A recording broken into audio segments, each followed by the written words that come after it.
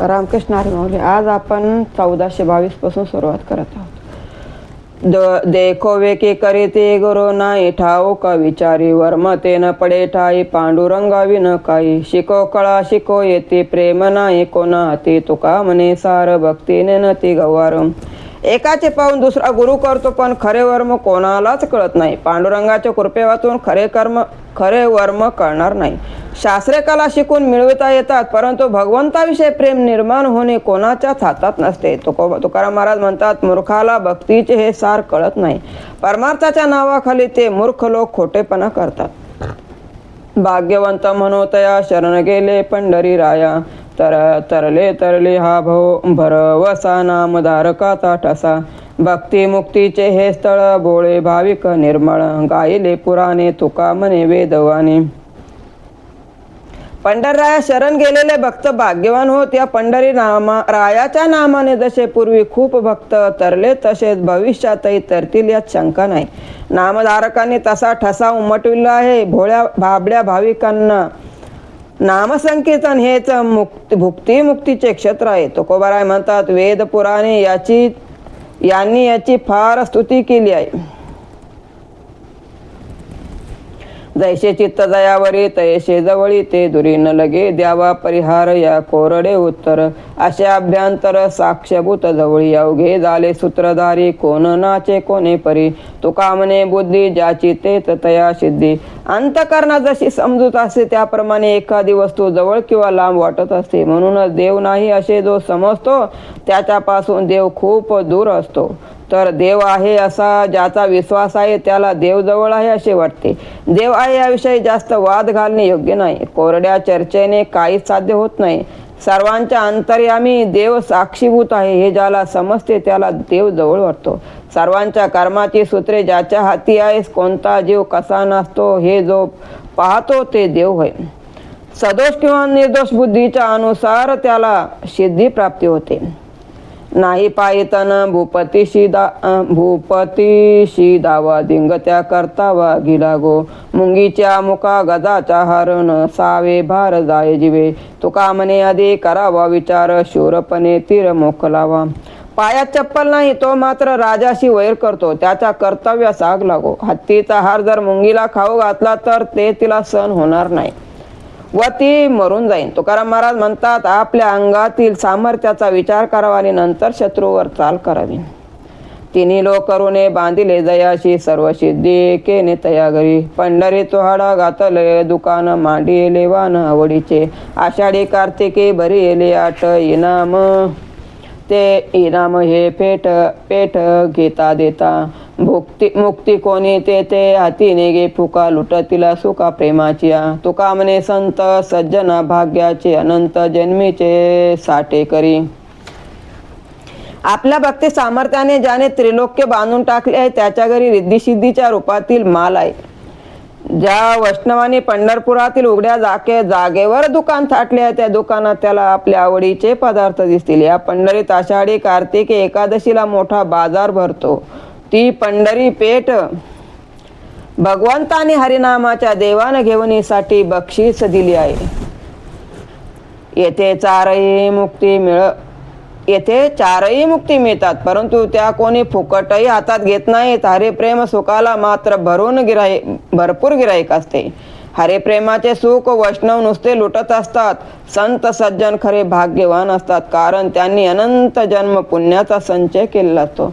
दुःखाच्या साठी तेथे मिळे सुख. अनाथाची भूक दैन्य जाये. उदराचा राणा पंढरीस जाय उभारुनी पाय पालवितो. जाणती आहुनी नेनत्याची गोडी अलिंगी आवडी करुनिया. शीन घेऊनिया प्रेम देतो साठी न विचारा तुटे लाभा काही. तुका म्हणे असो अनाथ दुबळी आम्हाशी तो पाळी पांडुरंगा. तेथे दुःखाच्या बदल्यात सुख मिळते. अनाथाचे दारिद्र्य भूक नाहीसे होते. पंढरीत उद्धाराचा राजा पांडुरंग आहे. तो हात उंचावून भक्तांना साथ घालत आहे. शहाण्यापेक्षा भोळे भाबडे भाविक जास्त आवडतात. प्रेमाने तो त्यांना आलिंगन देतो. भक्ताचा शीन गापन घेतो आणि बदल्यात त्यांना प्रेम देतो. असे करताना तो लाभ हानीचा विचार करत नाही. तुकाराम महाराज म्हणतात, आम्ही अनाथ दुर्बल आहोत. आमचे पालन पांडुरंग करतो. अनेक मात माझ्या नावडे जीवाशी काय करू याशी पांडुरंगा. मुखातोची गोडी श्रवण आवडी चित्त माझे ओढे तुझे पायी. जयपदी नाही विठ्ठलाचे नाम मज होती श्रमाई कथा. अनेकाचे मज मनविता लाज वाटे रे हे सहज न बोलावे. तुका म्हणे मज तुझा आवडशी सर्व भावे विषी पांडुरंगा. हे पांडुरंगा, माझ्या जीवाला तुझ्याशिवाय इतर कोणतीही गोष्ट आवडत नाही. त्याला मी तरी काय करू. मुखाला तुझे नाम गोड वाटते, कानांनाही तेच आवडते आणि माझे मन देखील तुझ्या पायाकडेच ओढले जाते. ज्या शब्दामध्ये विठ्ठलाचे नाव नाही ते शब्द ऐकायलाही मला कष्ट होतात. तुझ्याशिवाय इतराचा दास म्हणून घ्यायला लाज वाटते. या गोष्टी चुकूनही सांगू नये असे वाटते. तुकाराम महाराज म्हणतात, सर्व भावभावनांनी तूच मला आवडतोस. कळेल हे तैसे गायीन मी तुझ जनासवे. काज काय माझे करीन मी स्तुती आवडे आपुले आवडे. जैशी माझ्या गोडी वाटे जीवा होऊनी निर्भर नाचेन मी छंदे आपुल्या आनंदे करुनिया. काय करू कळा युक्ती या कुसरी जाणीविषयी परिस कळिका. तुका म्हणे माझे दयासवे काज बोळा तो सहज पांडुरंग. मला जसे कळले तसे मी गाईन. तुझ्या वाचून लोकाशी माझे काय काम आहे. माझ्या मनाला ज्यामुळे आनंद वाटेल अशी माझ्या आवडीनुसार मी तुझी स्तुती करीन. आपल्या आनंदात मी परिपूर्ण होऊन तुझ्या छंदात रंगात नाचेन. तुझे गुणगान करताना निरूपण करताना वक्तृत्वाला तर्क शुद्धी मांडणी दृष्टांत अशा साऱ्या कला कशासाठी घेऊ. तुको म्हणतात मला ज्याशाशी कर्तव्य असा माझा पांडुरंग साधा बोळा आहे. त्याला कला कौशल्यादी कसलीच अपेक्षा नाही. तयाशी नेनते भाऊ आवडते होय दया चित्ते एक भाव. उपमन्यू धरो एकाय जाणते प्रल्हादाच्या चित्ती नारायण. कोळी भिल्ली पशु श्वापदे अपारे कृपेच्या सागरे तरी. काय ते गोपाळ चांगली शहाणी तया चक्रपाणी जे विसवे. तुका म्हणे बोळा भाविक हा देव आम्ही त्याचे पाय धरून ठेलो. ज्याच्या मनात एकत्वाचा भाव असे भोळे भक्त परमेश्वराला आवडतात. उपमन्यू ध्रुव हे वेदशास्त्र पुराणे जाणणारे होते काय. हिरण्यकश्यपूने खूप छळ केला तरी प्रल्हादाच्या चित्तात नारायण होतात. वाल्या कोळी नव्हते म्हणून चक्रपाणी त्याच्याबरोबर भोजन करत होते. तुकोबा म्हणतात तसा आमचा देव अतिशय भोळा भाविक आहे म्हणून आम्ही त्याचे चरण धरून ठेवले आहे. कोळी भिल्ली पशु श्वापदे अपरे कृपेच्या सागरे तारिले. पंढरी गडे अतिथ्याचे मृत्यू तो जाय पतित अंधपाता. ओ भय कुळी सास तूची माझा मातुळ पक्ष. आलिंगन कंठी कंठी पडे मिठी सर्वांगे. न लगे पाहावे अभद्यवाकडे उच्चारावे कोडे नाम तुझे. काही काळ वेळा पंडिताचा झाक होत का वाचक वेद वक्ते. वेदी जे प्रतिपादे न कळे पाहता तैशी अनंता ठेवून आम्ही. उपलिया मना उपजे आनंद त कैसे करू छंद कथा काळी. तुका म्हणे आम्ही आनंदेचे झालो आनंदची प्यालो अलंकार. तुझे नाम उच्चारताना अशुद्ध असंबंध अशा कशाचा आम्ही विचार करत नाही. मनाला येईल तसे ते उच्चारावे. नाम घ्यायला चांगली वेळ काळ स्थळ असावे लागत नाही. व वेदाध्ययन करून वेदावर भाष्य करणाऱ्या पंडिताचे आम्हाला भय नाही. कारण नाम हे निर्दोषच आहे. वेदामध्ये ज्या हरीचे प्रतिपादन केलेले आहे त्याचा कितीही शोध घेतला तरी तो कळत नाही. ज्याचे सहज सुलभ पद्धतीने ज्ञान होईल अशी नावे अनंताला ठेवू. आपल्या मनाला आनंद होईल असे विविध नृत्य प्रकार हरिकथेच्या वेळी आम्ही करू. तुकाराम महाराज म्हणतात आम्ही आनंदाने तृप्त झालो आहोत आणि अंगावर आनंदाचे अलंकार आले आहे. दैन्य दुःख आम्हा न येते जवळी. दहन हे होळी होती दोष. सर्व सुखे ते माने लोटांगणी. कोण याशी आणि दृष्टी पुढे. आमुची आवडी संत समागम अनेक त्या नाम विठोबाचे. आमुचे मागणे मागो त्याची सेवा मोक्षाशी निदैवा कोण चाड. तुका म्हणे पोटे साठविल देव निन तो हा भाव कोणाम्हा. आम्ही भगवंताचे भक्त असल्यामुळे आमच्याकडे दैन्य दुःख येतच नाही. सर्व पापे जळून राख होतात. सर्व सुखे आम्हा पुढे लोटांगण घालतात. आमच्या पायाशी येतात. पण त्यांच्याकडे कोण पाहणार. संत सहवासी आमची पहिली मुख्य आवड आहे आणि विठ्ठल नाम ही दुसरी आवड आहे. विठ्ठलाकडे काही मागवायचे झाले तर आम्ही त्याची सेवाच मागत असतो. कारण सेवेचे सुख सोडून कोण अभागी मोक्ष मागेल हो. तुकोबाराय म्हणतात आम्ही दृढ भावाने भगवंताला अंतःकरणात साठविला आहे त्यामुळे ते काहीच उणीव नाही. काळ तोंडा सुना बलते चोरून करी जना धिंग त्याचे साधूपणा विटाळून वर्ते मन मंत्रायशे घोकी वश व्हावे जेणे लोकी तुका म्हणे थित नागवला नवे चित्त लोकापासून चोरून लपून छपून भलते सलते व्यवहार करणारा माणूस हा काळ तोंड्या कुत्राच आहे. ज्याचे मन वाईट विचाराने विटाळलेले आहे त्याचा साधू संतांचा धिक्कार असो, त्यांच्या साधूपणाचा धिक्कार असो. लोकांना बोलविण्यासाठी तो वशीकरण मंत्र घोकतो, वेद मंत्र किंवा नाम मंत्र याचे कधीच पठण करत नाही. तो म्हणता असा बोंधू साधू संत असा देवाविषयी नागवला आहे म्हणून त्याचे कधीच हित होत नाही. विठ्ठल मुक्ती दाता नवे मरो हे बोलता मजन सावेकानी विष उत्तर लागे म्हणे हरिकथेचे धिक्कारी शत्रू माझा होतोची वैरी सुना काळ तोंडा जो या देव म्हणे धोंडा हम म्हणे ब्रह्मने भक्तीचे ते वर्म तुका म्हणे क्षण नको तयाचे दर्शन. विठ्ठल हा मोक्षदाता नाही असे जो कोणी म्हणेल तो असे बोलतानाच मरून जाऊ. असे बोलणे माझ्या कानांना ऐकवत नाही इतकेच काय तर तो माझ्या मनाला विषासारखे जमते. हरिकथेचा अनादर करणारा माझा शत्रू आहे. जो माणूस विठोबाला धोंडा म्हणतो तो का तोंड्या कुत्रा आहे. मी ब्रह्म आहे असे म्हणणाऱ्याला भक्ती साधनेचा अर्थच कळलेला नाही. कारण अहम ब्रह्म या व्रतांत गुंतलेल्या मनाला भक्ती प्रेमाने सुख जाणता येत नाही. तुकोबाराय म्हणतात अशा माणसाचे दर्शनही मला नको. यमपुरी त्या शिव सविली जाण उच्छेद भजन विधी केला अवघड कोणी न करीती सांगता सुलभ बहुता गोड वाटे काय ते नेन ते होते मागे ऋणी आचार लोकाशी ग्रंथ केले द्रव्यदारा कोणे स्थापिले धन पिंडाचे पाळन विषय भोग तुका म्हणे दोही ठाई फजित पावे यमदूत जनाहती. ज्यांनी भक्ती धर्म याचा अनादर केला त्यांनी यमपुरी स्थापन केली. एखाद्याला जर अवघड